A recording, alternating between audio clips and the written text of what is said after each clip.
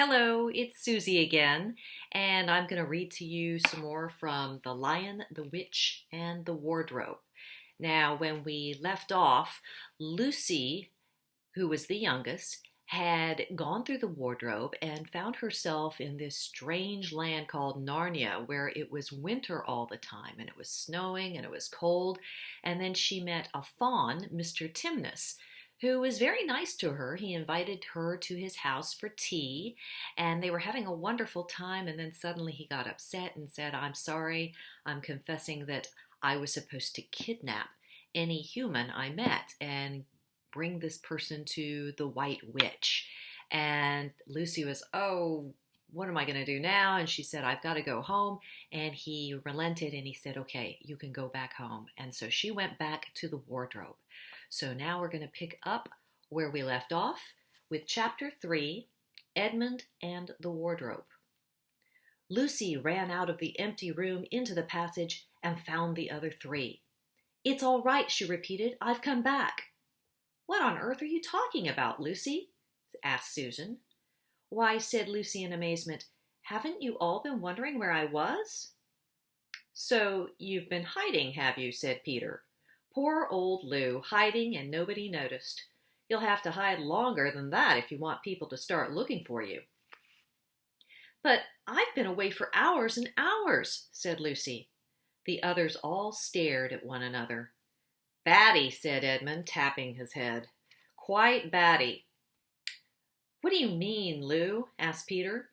"What I said," answered Lucy. "It was just after breakfast when I went into the wardrobe, and I've been away for hours and hours and had tea, and all sorts of things had happened." "Don't be silly, Lucy," said Susan. "We've only just come out of that room a moment ago, and you were there then." "She's not being silly at all," said Peter. "She's just making up a story for fun. Aren't you, Lou? And why shouldn't she?" "No, Peter, I'm not," she said. It's a magic wardrobe. There's a wood inside it, and it's snowing, and there's a faun and a witch, and it's called Narnia. Come and see." The others did not know what to think, but Lucy was so excited that they all went back with her into the room. She rushed ahead of them, flung open the door of the wardrobe, and cried, "Now, go on in and see for yourselves." "Why, you goose," said Susan, putting her head inside and pulling the fur coats apart. "It's just an ordinary wardrobe. Look, there's the back of it." Then everyone looked in and pulled the coats apart, and they all saw, Lucy herself saw, a perfectly ordinary wardrobe. There was no wood and no snow, only the back of the wardrobe with hooks on it. Peter went in and rapped his knuckles on it to make sure it was solid. "A jolly good hoax, Lou," he said as he came out again. "You have really taken us in, I must admit. We half believed you." "But it wasn't a hoax at all," said Lucy. "Really and truly. It was all different a moment ago. Honestly it was. I promise." "Come, Lou," said Peter. "That's going a bit far. You've had your joke. Hadn't you better drop it now?" Lucy grew very red in the face and tried to say something, though she hardly knew what she was trying to say, and she burst into tears. For the next few days she was very miserable. She could have made it up with the others quite easily at any moment if she could have brought herself to say the whole thing was only a story that she made up for fun. But Lucy was a very truthful girl, and she knew that she was really in the right, and she could not bring herself to say this. The others, who thought she was telling a lie, and a silly lie too, made her very unhappy. The two elder ones did this without meaning to do it, but Edmund could be spiteful, and on this occasion he was spiteful. He sneered and jeered at Lucy, and kept on asking her if she'd found any other new countries in other cupboards all over the house. What made it worse was that these days ought to have been just delightful. The weather was fine, and they were out of doors from morning until night, bathing, fishing, climbing trees, and lying in the heather. But Lucy could not properly enjoy any of it, and so things went on until the next wet day. That day, when it came to the afternoon and there was still no sign of a break in the weather, they decided to play hide and seek. Susan was it, and as soon as the others scattered to hide, Lucy went to the room where the wardrobe was. She did not mean to hide in the wardrobe, because she knew that would only set the others talking again about the whole wretched business. But she did want to have one more look inside, for by this time she was beginning to wonder, herself, whether Narnia and the Faun had not been a dream. The house was so large and complicated and full of hiding places that she thought she would have time to have one look into the wardrobe and then hide somewhere else. But as soon as she reached it, she heard steps in the passage outside, and then there was nothing for it but to jump into the wardrobe and hold the door closed behind her. She did not shut it properly because she knew that it is very silly to shut oneself into a wardrobe, even if it is not a magic one. Now, the steps she had heard were those of Edmund, and he came into the room just in time to see Lucy vanishing into the wardrobe. He at once decided to get into it himself, not because he thought it a particularly good place to hide, but because he wanted to go on teasing her about her imaginary country. He opened the door. There were coats hanging up as usual, and a smell of mothballs, and darkness and silence, and no sign of Lucy. "She thinks I'm Susan come to catch her," said Edmund to himself, "and so she's keeping very quiet in at the back." He jumped in and shut the door, forgetting what a very foolish thing it is to do. Then he began feeling about for Lucy in the dark. He had expected to find her in a few seconds and was very surprised when he did not. He decided to open the door again and let in some light, but he could not find the door either. He didn't like this at all and began groping wildly in every direction. He even shouted out, "Lucy, Lou, where are you? I know you're here." There was no answer, and Edmund noticed that his own voice had a curious sound, not the sound you expect in a cupboard, but the kind of open-air sound. He also noticed that he was unexpectedly cold, and then he saw a light. "Thank goodness," said Edmund. "The door must have swung open on its own accord." He forgot all about Lucy and went toward the light, which he thought was the open door of the wardrobe. But instead of finding himself stepping out into the spare room, he found himself stepping out from the shadow of some thick, dark fir trees into an open place in the middle of the wood.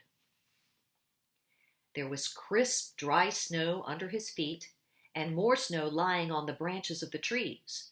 Overhead there was a pale blue sky, the sort of sky one sees on a fine winter day in the morning. Straight ahead of him he saw between the tree trunks the sun, just rising, very red and very clear. Everything was perfectly still, as if he were the only living creature in that country. There was not even a robin or a squirrel among the trees, and the wood stretched as far as he could see in every direction. He shivered. He now remembered that he had been looking for Lucy, and also how unpleasant he had been to her about her imaginary country, which now turned out not to have been imaginary at all. He thought that she must be somewhere quite close, and so he shouted, "Lucy, Lucy, I'm here too! Edmund!" There was no answer. "She's angry about all the things I've been saying lately," thought Edmund, and though he did not like to admit that he had been wrong, he also did not much like being alone in a strange, cold, quiet place. And so he shouted again, "I say, Lou, I'm sorry. I didn't believe you. I'm sorry. I see now that you were all right all along. Do come out. Make it, Pax." Still there was no answer. "Just like a girl," Edmund said to himself, "sulking somewhere, and won't accept an apology. He looked around him again and decided he did not much like this place, and had almost made up his mind to go home when he heard very far off in the wood a sound of bells. He listened, and the sound came nearer and nearer, and at last there swept into sight a sledge drawn by 2 reindeer. The reindeer were about the size of Shetland ponies, and their hair was so white that even the snow hardly looked white compared with them. Their branching horns were gilded and shone like something on fire when the sunrise caught them. Their harness was of scarlet leather and covered with bells. On the sledge, driving the reindeer, sat a fat dwarf who would have been about 3 feet high if he had been standing. He was dressed in polar bear's fur, and on his head he wore a red hood with a long gold tassel hanging down from its point. His huge beard covered his knees and served him instead of a rug. But behind him, on a much higher seat in the middle of the sledge, sat a very different person, a great lady, taller than any woman Edmund had ever seen. She was also covered in white fur up to her throat, and held a long, straight golden wand in her right hand, and wore a golden crown on her head. Her face was white, not merely pale, but white like snow or paper or icing sugar, except for her very red mouth. It was a beautiful face in other respects, but proud and cold and stern. The sledge was a fine sight as it came sweeping toward Edmund, with the bells jingling and the dwarf cracking his whip and the snow flying up on each side of it. "Stop," said the lady, and the dwarf pulled the reindeer so sharp that they almost sat down. Then they recovered themselves and stood champing their bits and blowing. In the frosty air, the breath coming out of their nostrils looked like smoke. "And what, pray, are you?" said the lady, looking hard at Edmund. My name's Edmund," said Edmund rather awkwardly. He did not like the way she looked at him. The lady frowned. "Is that how you address a queen?" she asked, looking sterner than ever. "I beg your pardon, your majesty. I didn't know," said Edmund. "Not know the Queen of Narnia?" cried she. "Ha! You shall know us better hereafter. But I repeat, what are you?" "Please, your majesty," said Edmund, I don't know what you mean. I'm at school. At least, I was. It's the holidays now." And now, Chapter 4. Turkish Delight. "But what are you?" said the queen again.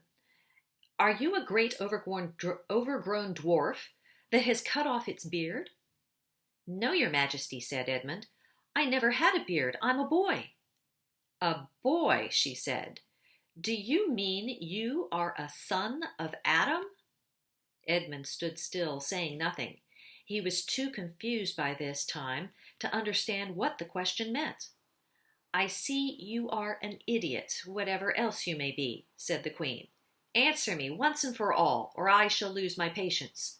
Are you human?" "Yes, your majesty," said Edmund.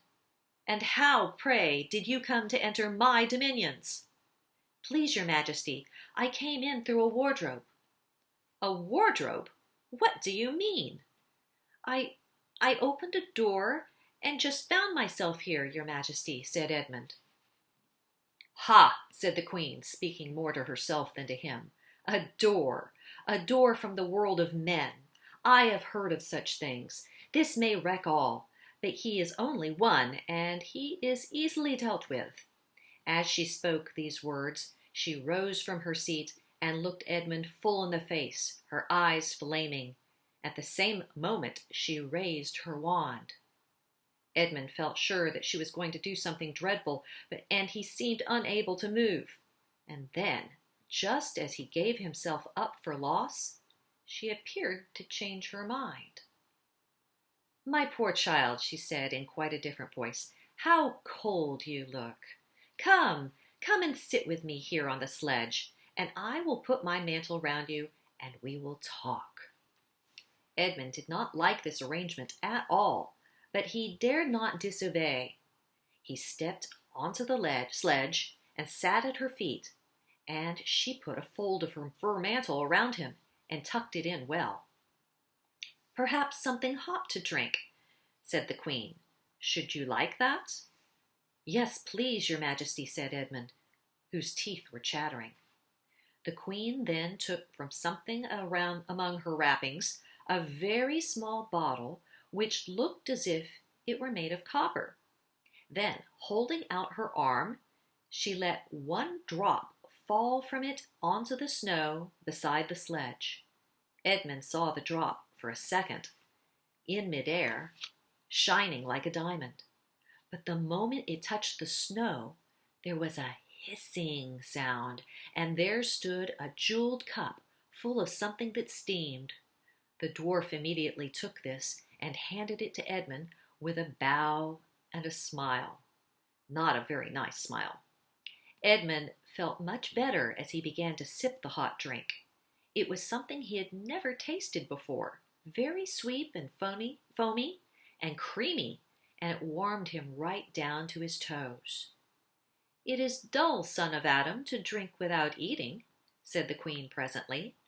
What would you like to eat best? Turkish delight, please, your Majesty, said Edmund. The Queen let another drop fall from her bottle onto the snow, and instantly there appeared a round box tied with green silk ribbon, which when opened turned out to contain several pounds of the best Turkish delight. Each piece was sweet and light to the very center, and Edmund had never tasted anything more delicious. He was quite warm now and very comfortable. While he was eating, the Queen kept asking him questions. At first, Edmund tried to remember that it is rude to speak with one's mouth full, but soon he forgot about this and thought only of trying to shovel down as much Turkish delight as he could. And the more he ate, the more he wanted to eat, and he never asked himself why the Queen should be so inquisitive. She got him to tell her that he had one brother and two sisters, and that one of his sisters had already been in Narnia and had met a faun there, and that no one except himself and his brother and his sisters knew anything about Narnia. She seemed especially interested in the fact that there were 4 of them, and kept on coming back to it. You are sure that there are just 4 of you? She asked. 2 sons of Adam and 2 daughters of Eve? Neither more nor less? And Edmund, with his mouth full of Turkish delight, kept on saying, Yes, I told you that before, and forgetting to call her your Majesty, but she didn't seem to mind now. At last the Turkish delight was all finished, and Edmund was looking very hard at the empty box and wishing that she would ask him whether he would like some more. Probably the Queen knew quite well what he was thinking, for she knew, though Edmund did not, that this was an enchanted Turkish delight, and that anyone who had once tasted it would want more and more of it, and would even, if they were allowed, go on eating it until they killed themselves. But she did not offer him any more. Instead, she said to him, Son of Adam, I should so much like to see your brother and your 2 sisters. Will you bring them to me? I'll try, said Edmund, still looking at the empty box. Because if you did come again, bringing them with you, of course, I'd be able to give you more Turkish delight. I can't do that right now. The magic will only work once. In my own house, it would be another matter. Well, why can't we go to your house now? Said Edmund. When he had first got onto the sledge, he had been afraid that she might drive away with him to some unknown place from which he would not be able to get back. But he had forgotten about that now. It's a lovely place, my house, said the Queen. I am sure you would like it. There are whole rooms full of Turkish delight. And what's more, I have no children of my own. I want a nice boy whom I could bring up as a prince and who would be king of Narnia when I am gone. While he was prince, he would wear a gold crown and eat Turkish delight all day long. And you are much the cleverest and handsomest man I have ever met. I think I would like to make you the prince some day when you bring the others to visit me. Why not now? Said Edmund. His face had become red and his mouth and fingers were sticky. He did not look either clever or handsome, whatever the Queen might say. Oh, but if I took you there now, she said, I shouldn't see your brother or your sisters. I very much want to know your charming relations. You are to be the prince and later on the king. You understand this, but you must have courtiers and nobles. I will make your brother a duke and your sisters duchesses. There's nothing special about them, said Edmund, and anyway, I could always bring them some other time. Ah, but once you are in my house, said the Queen, you might forget all about them. You would be enjoying yourself so much that you wouldn't want to bother to go fetch them. No, you must go back to your own country now and come to me another day with them. And you understand, you must come with them. It is no good coming without them. But I don't even know the way back to my own country, pleaded Edmund. That's easy, answered the Queen. Do you see that lamp? She pointed with her wand, and Edmund turned and saw the same lamppost under which Lucy had met the fawn. Straight on, beyond that, is the way to the world of men. And now look the other way. Here she pointed in the opposite direction. And tell me if you can see two hills rising above the trees. I think I can, said Edmund. Well, my house is between those two hills. So next time you come, you have only to find the lamppost and look for those two hills and walk through the wood until you reach my house. But remember, you must bring the others with you. I might have to be very angry with you if you came alone. I'll do my best, said Edmund. And by the way, said the Queen, you needn't tell them about me. It would be fun to keep it a secret between us two, wouldn't it? Make it a surprise for them. Just bring them along to the two hills. A clever boy like you can easily think of some excuse for doing that. And when you come to my house, you could just say, hey, let's see who lives here, or something like that. I am sure that that would be best. If your sister has met one of the fawns, she may have heard strange stories about me, nasty stories that might make her afraid to come to me. Fawns will say anything, you know. And now, oh, please, please, said Edmund suddenly, please, couldn't I have just one piece of Turkish delight to eat on the way home? No, no, said the Queen with a laugh. You must wait until the next time. While she spoke, she signaled to the dwarf to drive on. But as the sledge swept away out of sight, the Queen waved to Edmund and called out, next time, don't forget, come soon. Edmund was still staring after the sledge when he heard someone calling his own name, and looking round, he saw Lucy coming toward him from another part of the wood. Oh, Edmund, she cried, so you've gotten in too. Isn't it wonderful? And now... All right, said Edmund. I see you were right, and it is a magic wardrobe after all. I'll say I'm sorry if you like. But where on earth have you been all this time? I've been looking for you everywhere.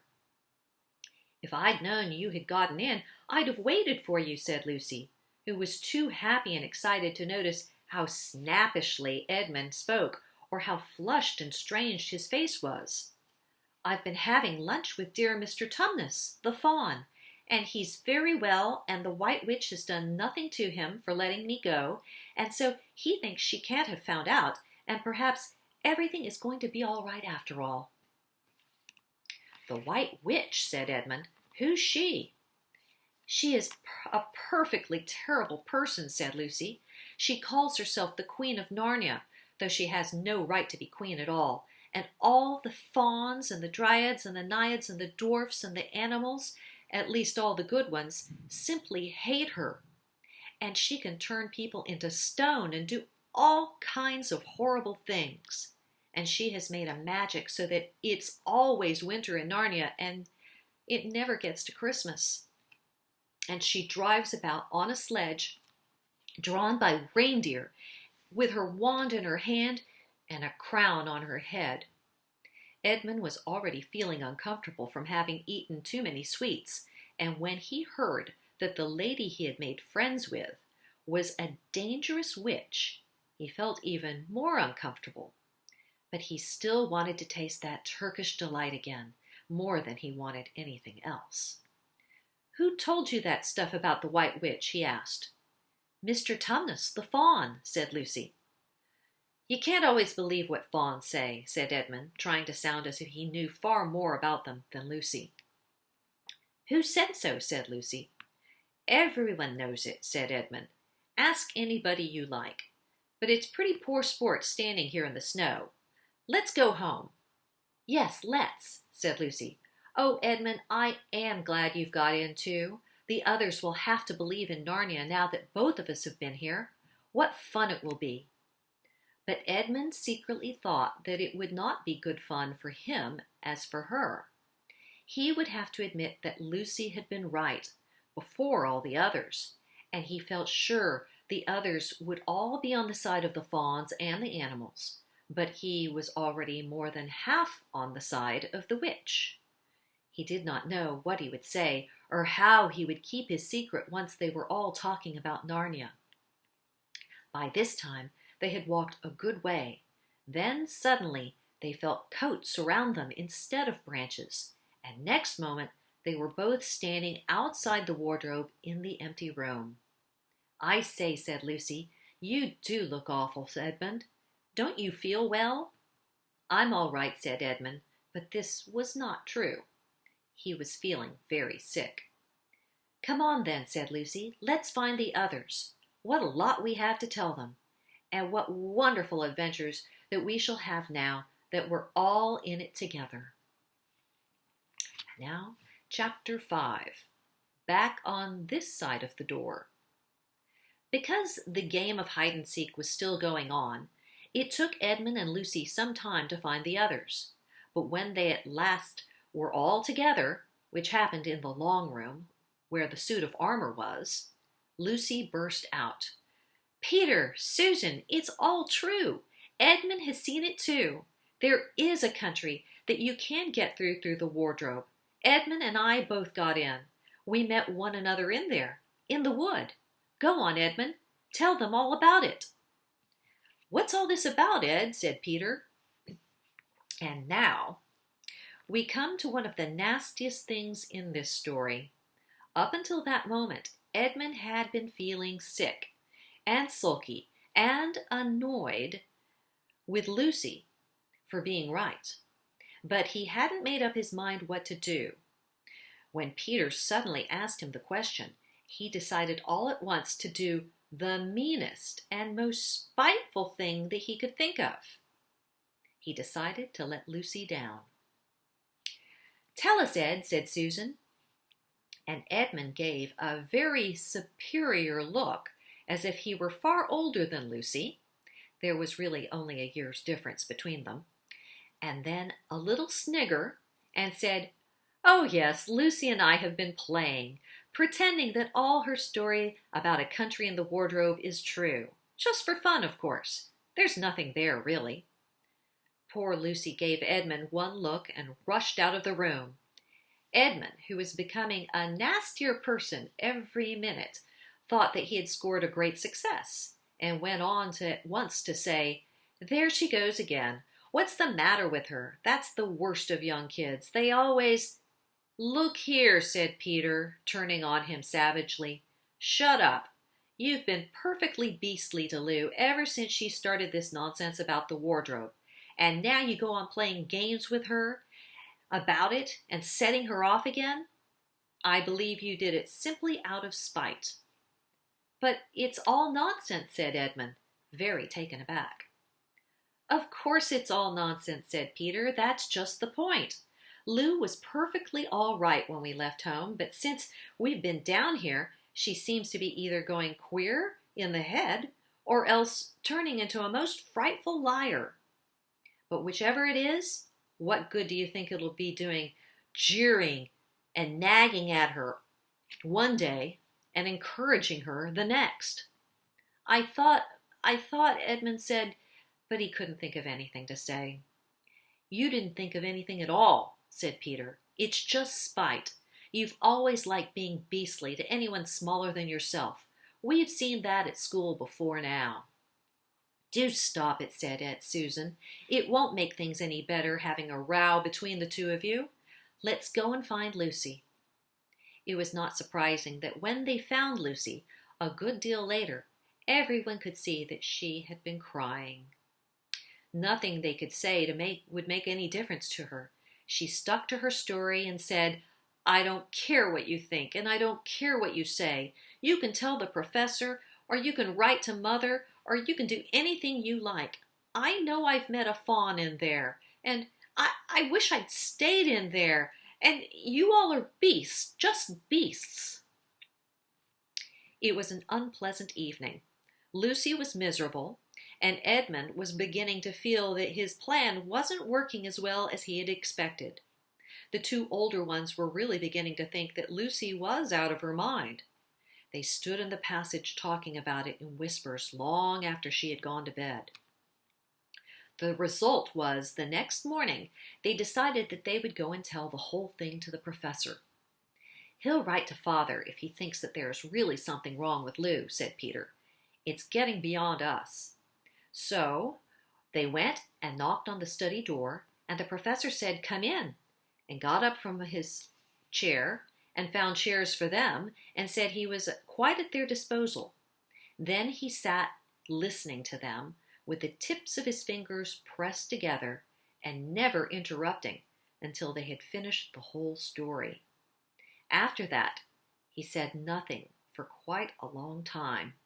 Then he cleared his throat and said the last thing either of them had expected. How do you know, he asked, that your sister's story is not true? Oh, but, began Susan, and then stopped. Anyone could see from the old man's face that he was perfectly serious.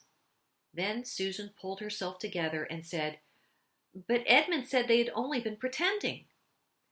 That is a point, said the professor, which certainly deserves consideration. Very careful consideration. For instance, if you'll excuse me for asking the question, but does your experience lead you to regard your brother or your sister as the more truthful one? That's just the thing. Peter said, up until now, I would have said Lucy every time. And what do you think, my dear? Said the professor, turning to Susan. Well, said Susan, in general I'd say the same as Peter, but this couldn't be true, all this about the wood and the fawn. That is more than I know, said the professor, and a charge of lying against someone whom you have always found truthful is a very serious thing indeed. We were afraid it mightn't even be lying, said Susan. We thought there might be something wrong with Lucy. Madness, you mean? Said the professor quite coolly. Oh, you can make your minds easy about that. One has only to look at her and to talk to her to see that she is not mad. But then, said Susan, and stopped. She had never dreamed that a grown-up would talk like the professor and didn't know what to think. Logic, said the professor half to himself. Why don't they teach logic at these schools? There are only 3 possibilities. Either your sister is telling lies, or she is mad, or she is telling the truth. You know she doesn't tell lies, and it is obvious that she is not mad. For the moment, then, and unless any further evidence turns up, we must assume that she is telling the truth. Susan looked at him very hard and was quite sure from the expression on his face that he was not making fun of them. "But how could it be true, sir?" said Peter. "Why do you say that?" asked the professor. "Well, for one thing," said Peter, "if it was real, why doesn't everybody find this country every time they go into that wardrobe? I mean, there was nothing there when we looked. Even Lucy didn't pretend there was." "What has that got to do with it?" said the professor. "Well, sir, if things are real, they're real all the time." "Are they?" said the professor, and Peter did not know quite what to say. "But there was no time," said Susan. "Lucy had no time to have gone anywhere, even if there was such a place. She came running after us the very moment we were out of the room. It was less than a minute, and she pretended to have been away for hours." "That's the very thing that makes her story so likely to be true," said the professor. "If there really is a door in this house that leads to some other world, and I should warn you that this is a very strange house, and even I know very little about it. If, I say, she had gone into another world, I should not at all be surprised to find that the other world had a separate time of its own, so that however long you stayed there, it would never take up any of our time. On the other hand, I don't think many girls of her age would invent that idea for themselves. If she had been pretending, she would have hidden for a reasonable time before coming out and telling her story." "But do you really mean, sir," said Peter, "that there could be other worlds all over the place, just around the corner, like that?" "Nothing is more probable," said the professor, taking off his spectacles and beginning to polish them while he muttered to himself, "I wonder what they do teach these kids at school." "But what are we to do?" said Susan. She felt that the conversation was beginning to get off the point. "My dear young lady," said the professor, suddenly looking up with a very sharp expression at both of them, "there is one plan which no one has yet suggested, and which is very well worth trying." "What's that?" said Susan. "We might all try minding our own business," said he, and that was the end of the conversation. After this, things were a good deal better for Lucy. Peter saw to it that Edmund stopped jeering at her, and neither she nor anyone else felt inclined to talk about the wardrobe at all. It had become a rather alarming subject, and so for a time it looked as if all the adventures were coming to an end. But that was not to be. This house of the professor's, which even he knew very little about, was so old and famous that people from all over England used to come and ask permission to see over it. It was the sort of house that is mentioned in guidebooks and even in histories, and well it might be, for all manner of stories were told about it, some of them even stranger than the one that I am telling you now. And when parties of sightseers arrived and asked to see the house, the professor always gave them permission, and Mrs. Macready, the housekeeper, showed them around, telling them about the pictures and the armor and the rare books in the library. And Mrs. Macready was not fond of children and did not like to be interrupted when she was telling visitors all the things that she knew. She had said to Susan and Peter almost on their first morning, along with a good many other instructions, "And please remember, you're to keep out of the way whenever I'm taking a party over the house."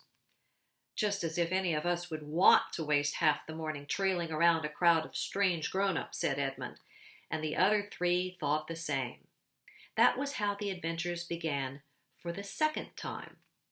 A few mornings later, Peter and Edmund were looking at the suit of armor and wondering if they could take it into bits when the two girls rushed into the room and said, "Look out! Here comes Macready and the whole gang with her."